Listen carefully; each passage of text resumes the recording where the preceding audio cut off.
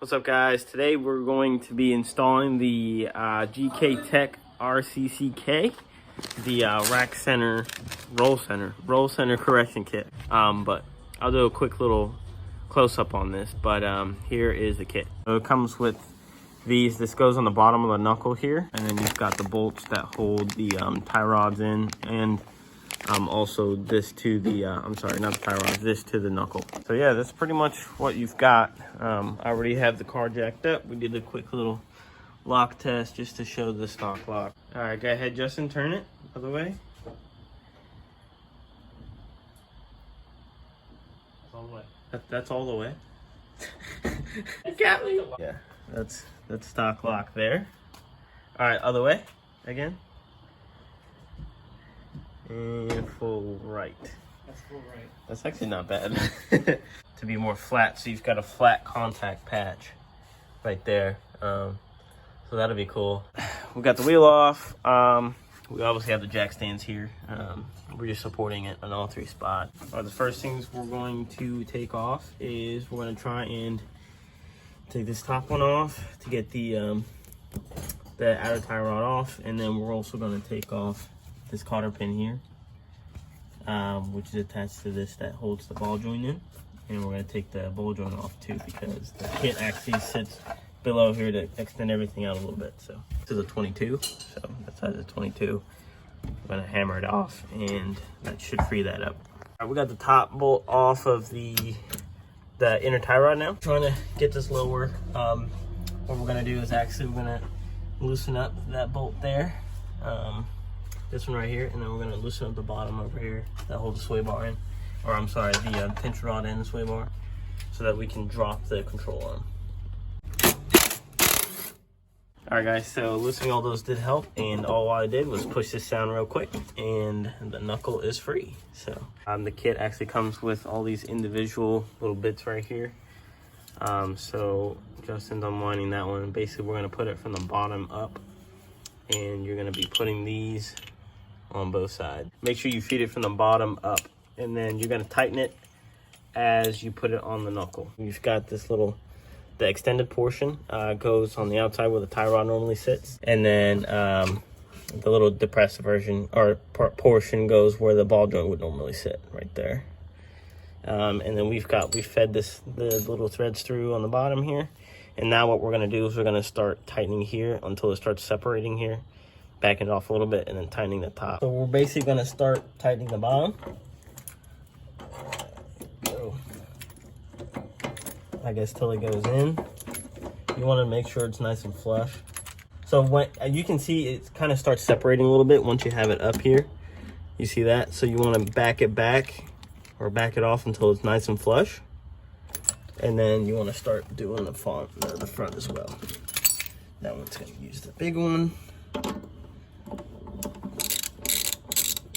Keep doing that. Okay, starts to back off a little bit. And now you want to depress it until you want to go back down until it's nice and flush. So push up on it. All right, and now what we do is you want to hold the bottom, and then you want to start tightening the top as well.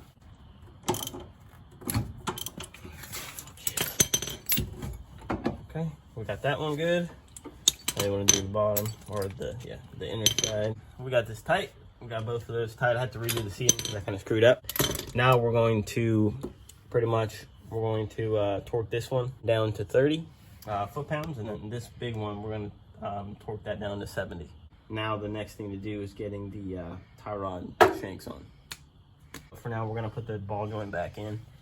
So now it goes over here on this bottom portion right here. That's where the ball joint goes. So you want to just align everything. We got everything loose here, so you just want to make sure that aligns too. We're going to try our best to align it. Alright, we got that. Castle nut. And thread it. There we go. Don't smash your finger. We want to torque that down to 70 foot-pounds as well, according to GKTech. So we're going to do that. Justin's tightening all the rest of it. We're going to tighten the control arm bolt as well. Go from there. So basically we try to use the inner hole, which is the drift hole. This one, right, where's my finger? That one right there.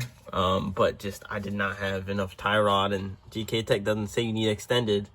So we tried it. The threads on both sides of the inner and outer just, they were sketchy, and the wheels were like out like this, both sides. I'm like, nah. So we just used that one. It's a lot better. I'll show you guys once the wheels are on. We eyeballed it, but basically, like I said earlier, do these torque specs. This was 30. You got 70 there, 70 on the ball joint as well. And then for the tie rods, so on GKTech's video, they have their own, and I'm following what SPL wants. So this is how they wanted it set up, and you want this kind of parallel. You don't want it up or down, you want it nice and even, and once the suspension compresses, it'll be better. But the bottom's supposed to be 80 foot-pounds, and then the top, that's supposed to be 75. And then these you just snug up, and all these marks, this is what we do for once you've got everything tight into spec. It's easier to be able to visually see that these lines align, so you know that everything's nice and tight. So don't forget your lower control arm bolts as well and all that stuff. But yeah, let's put the wheel on and show you guys. All right, so from here you can definitely tell she's pretty much sticking out a little bit, and a lot more than the rear. Let's see if you can see it.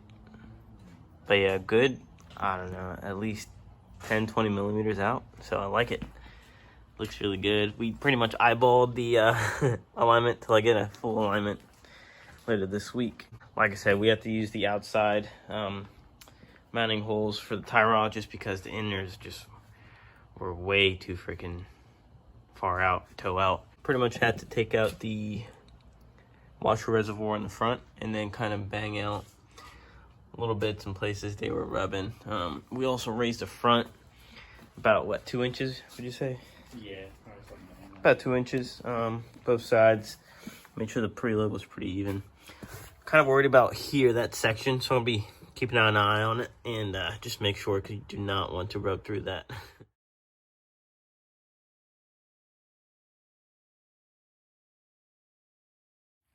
All right, guys, long story on that being white. Hopefully I'll go over that in the next few videos here, but you can kind of see here a little bit more of a showcase of what that roll center kit does.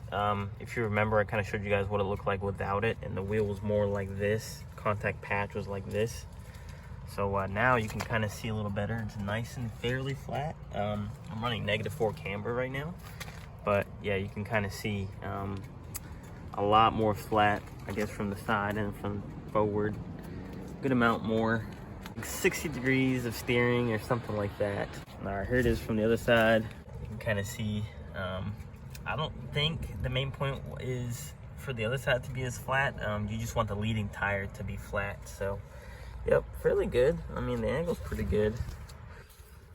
So you can see here a little bit closer here. But it's kind of hard to showcase. You can kind of see here just how everything works. Pretty much just extends. It's like a spacer between the control arm and the knuckle. So yeah, pretty cool. Not too bad. Just, you know, keep an eye on the marks here. Make sure they're tight. When I got the alignment done, pretty much that one over there was really loose, causing the wheel to kind of wiggle. So definitely keep an eye on that. Keep an eye on the marks. I admit I've been kind of lazy, so we need to get on that. But yep. Anyways, that's pretty much the roll center kit, bolt tone angle kit for like 180 bucks. So not bad at all. Definitely love it. One of the first mods I would do. So yeah. Anyways, thanks for watching.